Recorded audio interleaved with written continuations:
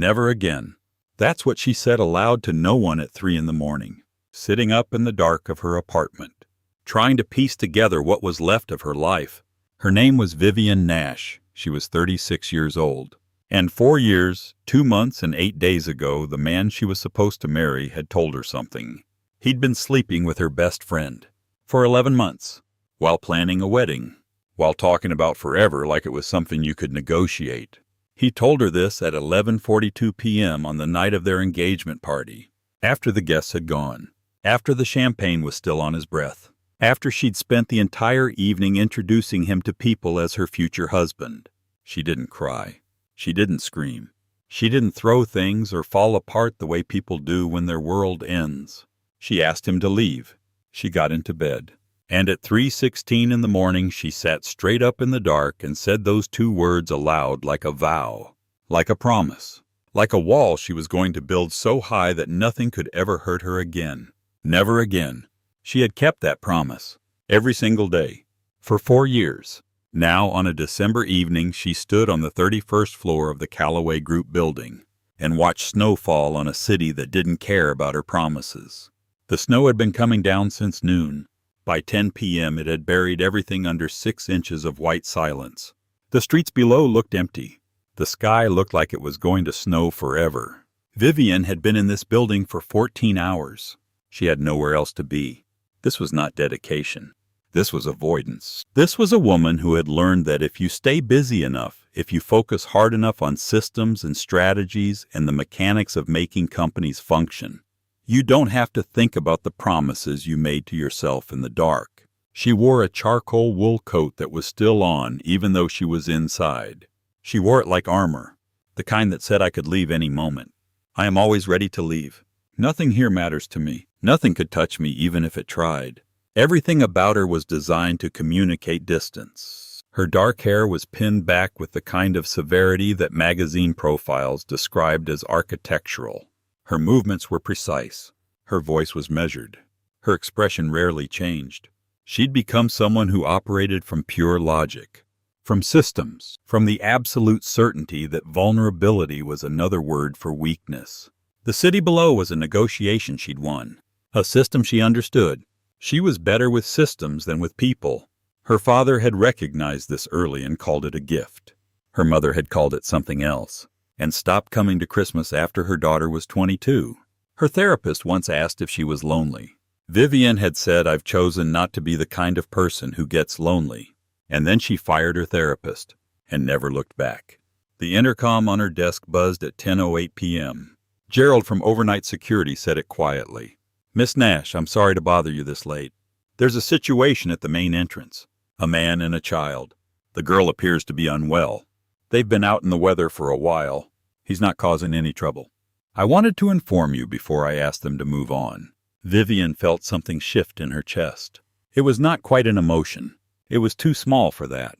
It was more like the feeling of a door that had been locked for 4 years, suddenly encountering a key. She told herself to say no. She told herself to tell Gerald to handle it. These were strangers. This was not her responsibility. Instead, she heard herself say the words, "I'm coming down." The elevator took 43 seconds. She counted them. She always counted when she was uncomfortable. Numbers were safer than feelings. Numbers didn't betray you. Numbers didn't sleep with your friends and then tell you about it. On the night of your engagement party, the lobby of the Callaway Group was designed to intimidate. 20 feet of Italian marble, a ceiling that rose like a cathedral, a security desk that looked more like a judge's bench. Everything about it was meant to communicate the distance between the powerful and the powerless, measured in floor materials and architecture. She saw them immediately. A man, approximately 38, wearing a canvas work jacket that had seen better winters. His boots were wet through, but his face was calm. His movements were gentle, and in his arms was a small girl, no more than 6 or 7. She was small in that particular way, the way children are when fever has taken hold. Red mittens, a wool cap, cheeks flushed with heat, eyes too bright. The man was talking quietly to this child. His thumb moved in small circles on the back of her head. Not desperate, just gentle. The kind of gentleness that comes from someone who'd learned to soothe a child in the middle of a fever and learned not to panic. Vivian felt something shift. It was not an emotion yet. It was more like the feeling of a lock, encountering a key that had been designed for it, and realizing that it had always been designed to open. She approached. Her heels struck the marble in a way that made people instinctively stop. That was what she did to people. She made them stop. She made them pay attention. She made them aware of power in a way that made them uncomfortable. The man looked up. His eyes were gray, not the cold gray of a winter sky, something steadier than that. Like riverstone, like something that had been worn smooth by a great deal of moving water. "Sir," she said, "Gerald tells me your daughter is unwell." "She's got an ear infection," he said. His voice was low and even, and it held no apology in it. "We were walking to the urgent care on 48th Street, but they called ahead. They're closing early because of the storm. The next one is on 53rd. I needed to get her out of the wind for a few minutes." He said this plainly, not as a plea, not as an apology, just as a statement of fact. He wasn't asking her to feel sorry for him. He wasn't trying to manipulate her. He was simply telling her what the situation was, and somehow that made it worse. Vivian looked at the child. The little girl blinked up at her. Her eyes were too bright and slightly glazed. The particular look of a child whose fever had taken hold and was not letting go. "Hi," the girl said. Her voice was small. "Hello," Vivian said. "What's your name?" "My name is Emma," the girl said. "And my ears hurt really bad." Something tightened in Vivian's chest. Not quite emotion. Not yet. More like the feeling of a lock, encountering a key, and realizing that everything she had built was about to be unmade. "Emma," she repeated. "That's a nice name." "What's your name?" Emma asked. "Vivian," she said. "My name is Vivian." "I like that name," Emma said. "It sounds like a queen." "Are you a queen?" The father shifted the weight of his daughter slightly. It was not rude. It was just a gentle reminder that they needed to keep moving. Vivian looked away from the child, and at the man. "Your name," she said. "Cole Baxter," he said. The Mr. part was implied but understood. "Mr. Baxter." She turned to Gerald immediately. "The East Conference Room on the ground floor. Set them up in there. Get the first aid kit from storage. There's a folding cot. Bring that too." She was already reaching for her phone. "I have a doctor who does house calls. I'll call her right now." Cole Baxter shifted the weight of his daughter. "That's not necessary. We'll be fine in a few minutes. We just needed to get warm." Vivian looked at him directly. "Your daughter has a fever. It is cold outside. You are 20 blocks from the nearest urgent care. There is a room right here with a heater, and I have a doctor's number in my phone. Which part of that seems unnecessary to you?" He held her gaze. She could see him thinking, calculating, deciding whether to argue or to accept help. It was a moment that seemed to last longer than it probably did. "All right," he said finally. "Thank you." She had been expecting him to argue longer. She had already arranged her counter-argument. His quick acceptance left her with a strange sensation. She couldn't identify it. It was unfamiliar. It was almost like disappointment, like something in her had been prepared for battle, and the battle had simply decided not to happen. They walked to the conference room together. Gerald had already begun setting things up. There was a small space heater in the corner. The folding cot was made up with a clean blanket from storage. A small lamp provided gentle light. Cole laid Emma down on the cot with the kind of care that suggested he'd done this before. He settled her under the blanket. He adjusted her pillow. He said nothing, but his hands spoke everything. Dr. Patricia Owe arrived in 22 minutes. The weather was bad. Most people would have taken much longer. Patricia was the kind of doctor that Vivian had spent considerable effort cultivating a relationship with over the years. Direct, unflappable, clearly excellent at what she did. She examined Emma. She asked questions. She listened to the answers. And then she declared it an ear infection that had been brewing for a few days. It would require antibiotics. She wrote a prescription. She handed it to Cole with instructions about keeping Emma upright, and how the fever would come down on its own within a few hours. She should rest, Patricia said. The medication should kick in within a few hours. Patricia left at 11:31 p.m. Gerald had provided water from the building's kitchen. Cole sat in a chair next to the cot with his elbows on his knees, watching his daughter sleep. Vivian had intended to go back upstairs. She stood in the doorway of the conference room instead. She watched this man watch his daughter. She could see what he was doing. She could see that he was holding vigil. She could see that he was the kind of man who didn't fight against these things, who simply accepted them and sat with them and didn't complain. The overhead fluorescents were off. One floor lamp in the corner. The glow of the heater. In this light he looked worn, but worn in a different way. Not like failure, like the record of a life that had asked more of him than he'd planned to give. And he'd given it anyway. "It's going to be okay," she said from the doorway. The words felt strange in her mouth, like a language she didn't speak.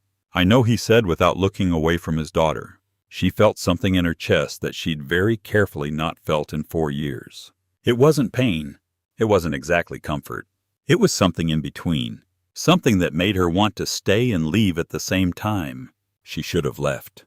Instead, she went back upstairs to her office and sat at her desk and worked until 2:47 a.m., trying to distract herself from what was happening to her. At 3 a.m., she called the building pharmacy contact. At 3:23 a.m., she sent someone to pick up Emma's prescription. At 3:45 a.m., she watched from her window as Gerald brought the medication down to Cole. At 4:12 a.m., she went home. The next morning, she woke at 5:47 a.m. She lay in bed staring at the ceiling, trying very hard not to think about a man sitting next to a small girl in a borrowed cot. In her conference room, by 6 a.m., she had called Gerald. "Are they still here?" she asked. "They left about an hour ago," Gerald said. The girl was feeling much better. "The man asked me to tell you thank you. He said she's going to be okay. And he said to tell you that she talks about the lady in the marble building." "Good," Vivian said. "That's good." She hung up and felt something like loss, which was ridiculous. She barely knew them. She had one interaction with them, one evening. That was all. But Emma's voice kept coming back to her. "My ears hurt really bad." She found herself thinking about Cole's hand on Emma's head, his calm, his absolute certainty that things would be okay, his refusal to panic even when his child was suffering. She thought about what he'd said since her mother died 2 years ago. A man had lost the person he loved most, and he didn't break. He didn't become cold. He became even more present, more tender, more willing to sit in the middle of pain without looking away. And she thought, what if that's stronger than what I've done? What if refusing to be vulnerable is actually the weaker choice? This thought terrified her so much that she decided to stop thinking it. But she couldn't. On Monday, she was in one of her buildings on 5th Avenue when she saw him. He was cleaning glass, a spray bottle in one hand, a cloth in the other. Methodical, careful, the same quality of attention he gave to his daughter. He applied to cleaning glass. He looked up. She saw him see her. Neither of them moved for a moment. Then he set down the spray bottle. They stood in the lobby of her building. He was still holding the cloth. She was still in her work clothes. Composed. Controlled. "Hello, Vivian," he said. He used her first name like a question, like he was asking permission to know her that way. "How is Emma?" she asked. "Much better," he said. "The antibiotics worked. By the second day, the fever was gone. She's back at school. She talks about the lady in the marble building." And there was something in how he said this, something that told Vivian that Emma mentioned her often, that this man had thought about that night, that her presence mattered to them in a way she didn't expect. "How often do you work in this building?" she asked. "Tuesdays and Fridays," he said. "I clean all the glass. Security systems, too. I've worked in 3 of your company's buildings for 2 years. I've seen your name on plaques. I know who you are." She felt this like a confession, like he was saying something he'd been holding. "Why are you telling me this?" she asked. "Because you're standing here," he said. "And I wanted you to know that I knew, and I chose not to use it. That night when Emma was sick, I knew exactly who you were. I knew you were the CEO of the Callaway Group. I knew you had power I didn't have. But I didn't tell you, because I wanted you to help us, because you saw a sick child, not because you saw someone you could impress, or some obligation to an employee, or anything like that. I wanted you to see us as people, and I wanted to be treated as a person, not as someone trying to get something from your position." He paused. "Why are you telling me now?" she asked. "Because I've been cleaning glass and thinking about whether I should tell you, and I decided that hiding it would be the same as lying, and I didn't want to lie to you." She looked at him for a long moment. He was steady, not defensive, not afraid, just honest. He'd just told her that he kept something from her, And in doing so, he'd been more honest than most people she knew who told her everything. "I'm glad you kept quiet that night," she said. "I'm glad you wanted to be treated like a person." He nodded. That was all. Then he picked up his spray bottle and went back to cleaning glass. But something had shifted between them. Something had been acknowledged. Something had been chosen. Vivian stood there for longer than was professional. She watched him work. She saw how he approached the glass with the same care he approached his daughter. She saw how present he was, even in something as mundane as cleaning. And she realized something. This is what it looks like to be fully alive. This is what it looks like to be present. This is what it looks like to care about everything you do. She left. But something had changed. Some part of her was aware that she could walk away and never see him again. And she would feel that absence for a very long time. 2 weeks later, she got a text from an unknown number. It was a photo. Emma holding up a drawing.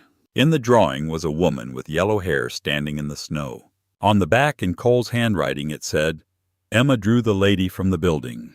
She wants to know if you would come to her birthday. This Saturday at 2 p.m. No pressure. Just wanted her to know the option is there." Vivian stared at that drawing for a long time. She stared at the crayon version of herself. She stared at the careful handwriting of a man who'd just asked if she wanted to become part of his life. She should delete it. She should send back a polite no. She should protect herself. Instead, she got in her car.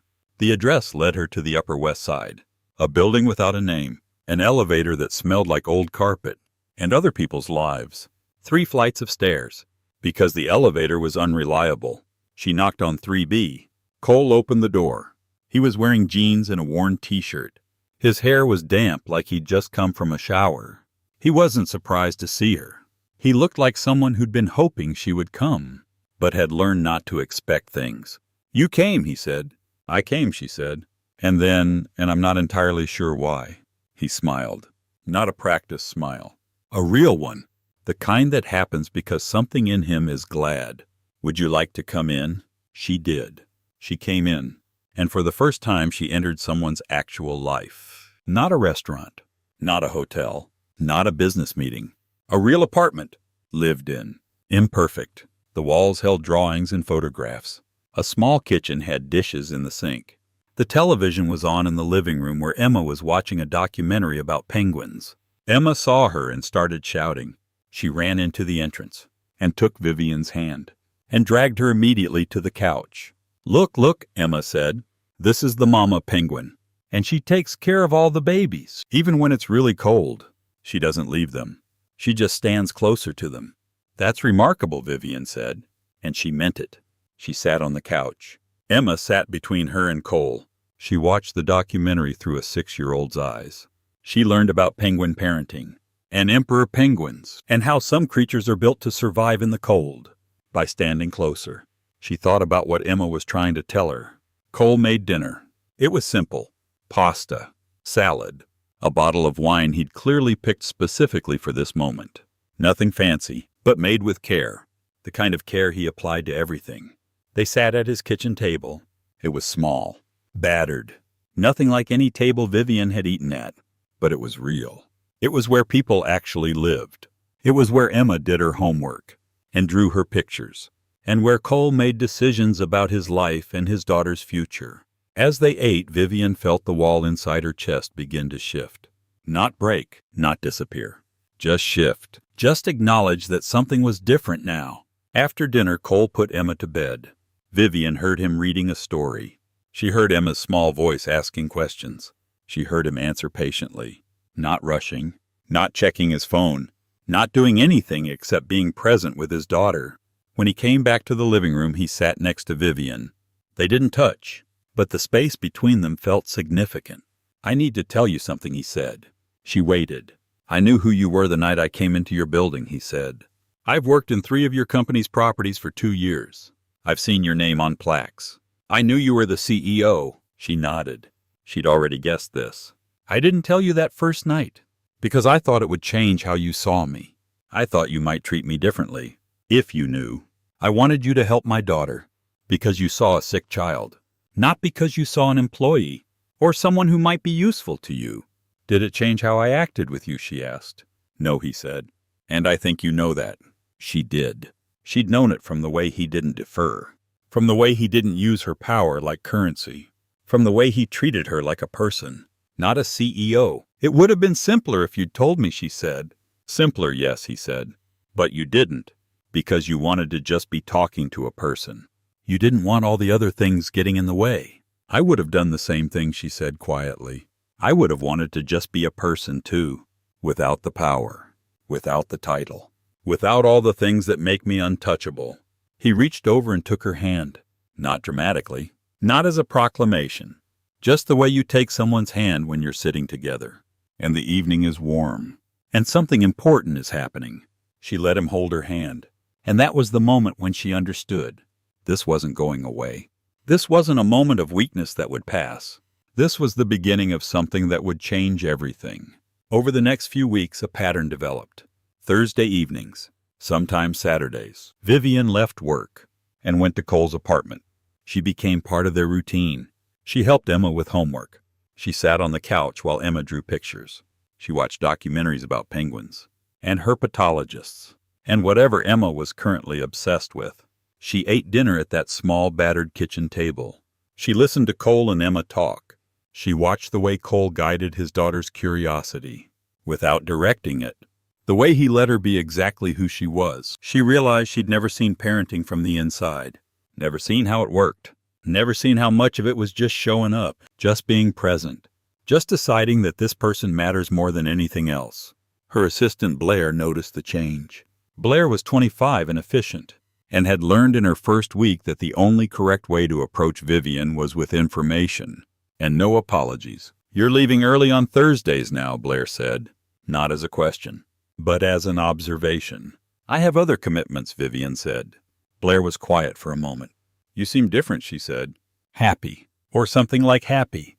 Vivian almost denied it, almost said she wasn't happy. She was just present. But she stopped. "I'm learning to be present," she said instead. "There's a difference between happy and present." But she was happy. She was just not used to admitting it. At work, things continued as they always had. She was still brilliant, still ruthless, still the woman who ran a major company. But something had shifted in how she moved through the world. When people tried to schedule meetings on Thursday evenings, she said she was unavailable. When the board questioned her schedule, she didn't apologize. She said, "I have other commitments now." And she meant it with every fiber of her being. There was a moment.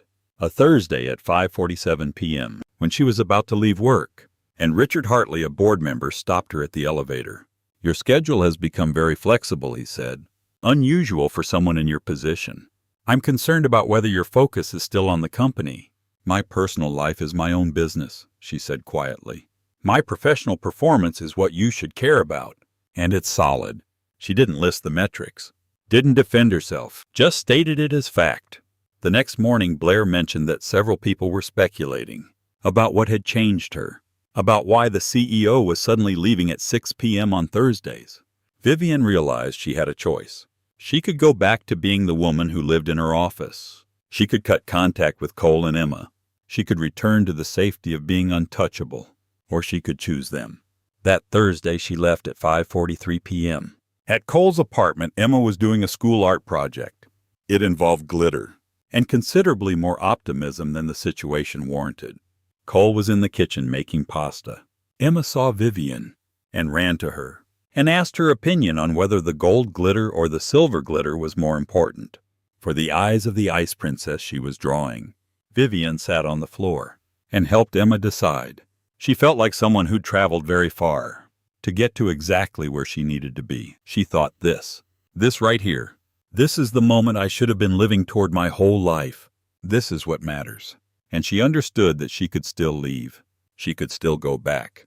But she didn't want to. The walls were down now, and there was no going back to pretending they were ever a good idea. One evening after Emma was asleep, Vivian and Cole sat on the couch with wine. The city hummed outside. Amber light from the windows. The sound of people living lives. Vivian had been thinking about something all week. Something she needed to ask. "I need to ask you something," she said. "And I need you to answer honestly." He waited. "Do you feel sorry for me?" she said.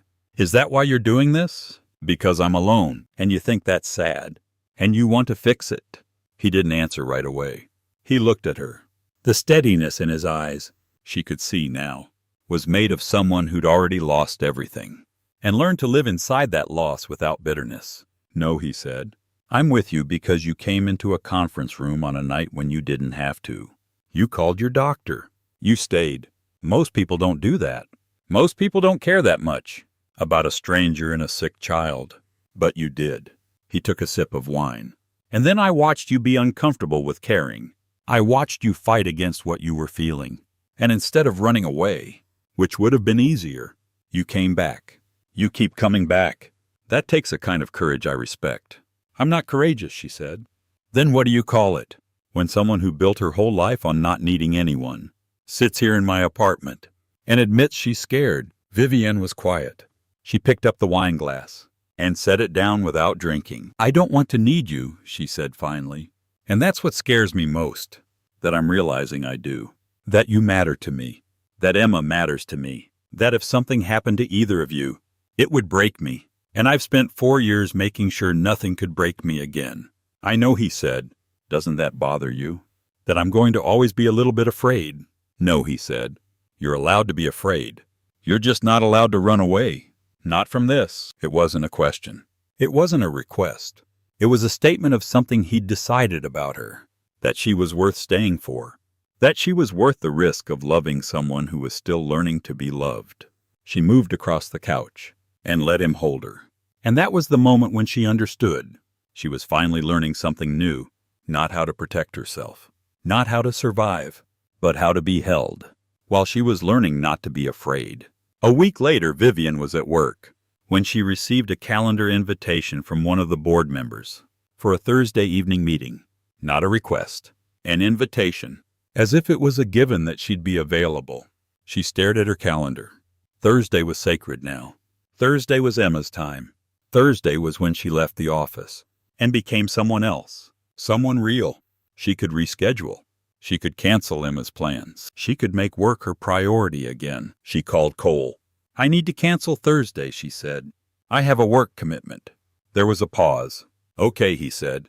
Emma will understand. But he sounded disappointed.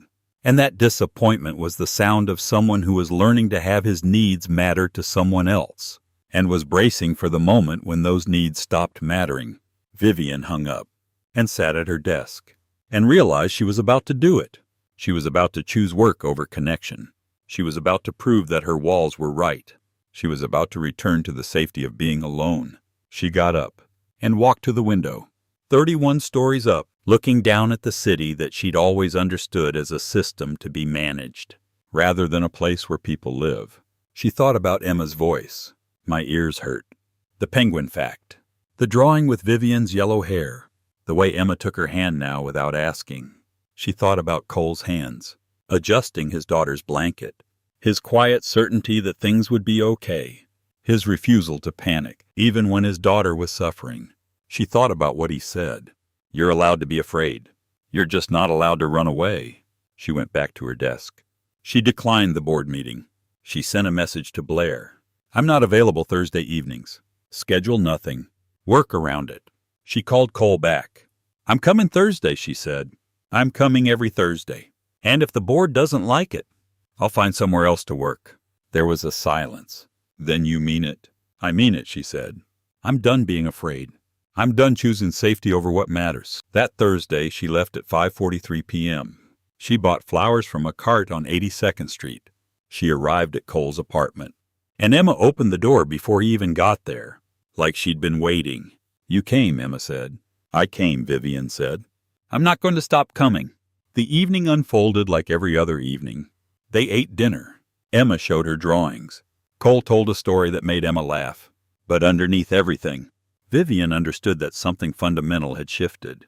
She had chosen, not out of obligation or circumstance, but out of her own active will. She had chosen love over safety. She had chosen vulnerability over walls, and she was terrified. But for the first time, she was also certain.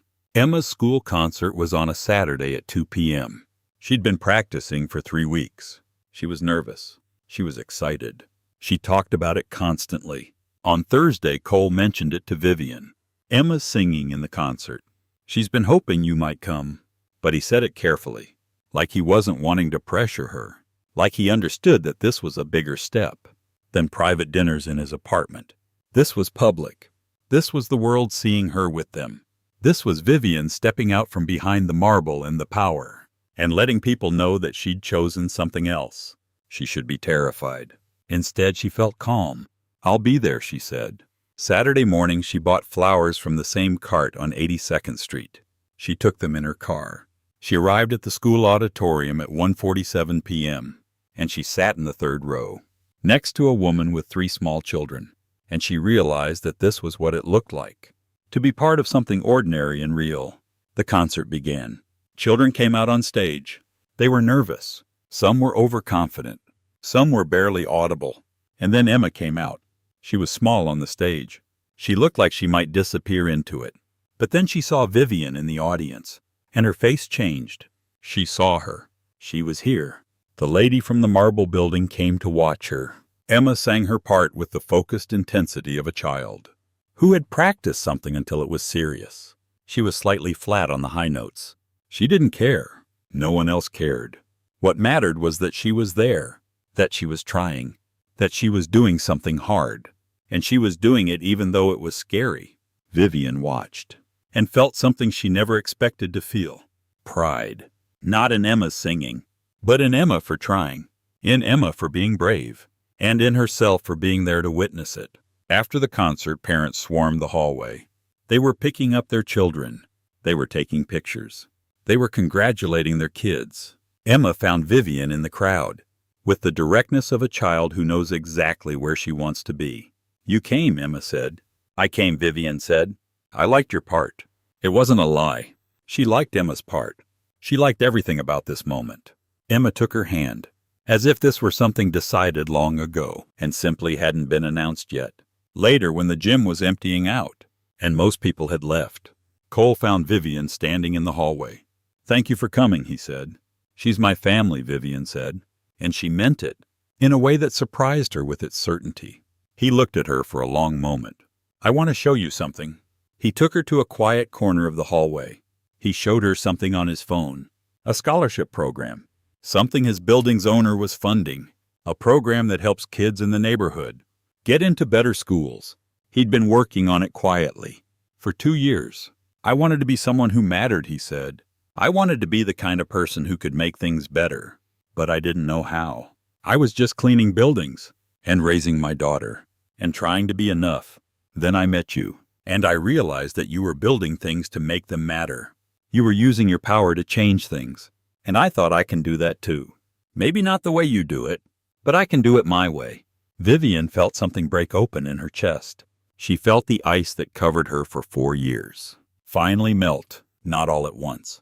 From the edges inward, a degree at a time, water where there was only cold.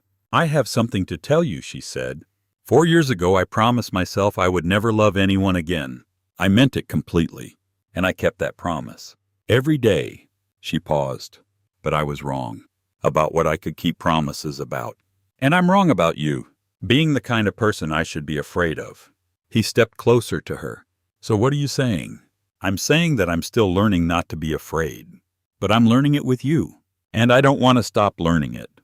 He pulled her close and held her, and she let herself be held. She let herself feel the things she'd spent 4 years not feeling.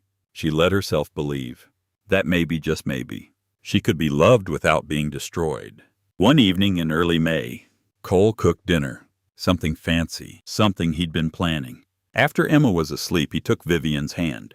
4 months ago, you walked into a security booth in my work jacket and changed everything," he said. "And I know I'm not supposed to rush this. I know you're still learning to trust, but I also know that waiting for someone who is already here doesn't make sense." He got down on one knee. "Vivian, will you marry me? Will you be Emma's stepmother and my wife? Will you be the woman who shows up, even when it's hard?" She said yes, before he was even finished asking. The spring when they got married was different from the spring before. It was colder, more reluctant. But when Vivian walked down the aisle, she was thinking about Emma in her flower girl dress. She was thinking about Cole waiting for her at the altar. She was thinking about how far she'd come. from the woman who said never again. They got married in a small ceremony. Just family and close friends. No marble buildings. No distance between the powerful and the powerless. Just people who loved each other, standing together. At the reception, someone asked Vivian, "How did you go from being a CEO who worked 80 hours a week to someone who leaves at 6 p.m. on Thursdays?" She thought about how to answer this. "I learned that the size of my company doesn't measure my worth," she said. "The size of my love does. I learned that the most important things we build are the ones we build with the people we love. And I learned that I was strong enough to be vulnerable. That was the hardest thing I've ever learned." And it was true. The thing about Ice Vivian thought later that evening, standing with Cole at the window of their reception hall, looking out at the city they both now called home, is that it doesn't melt all at once. It goes from the edges inward, a degree at a time. But eventually the whole surface changes, and what was frozen becomes something that moves. She was frozen for 4 years. Now she moves with her husband. She moves with her stepdaughter. She moves toward connection, instead of away from it. She is not a different person. She is still brilliant, still driven, still capable of building things that matter. But now she's also soft, also present, also willing to be known. And that she understood finally is not weakness. That is the only real strength that has ever existed.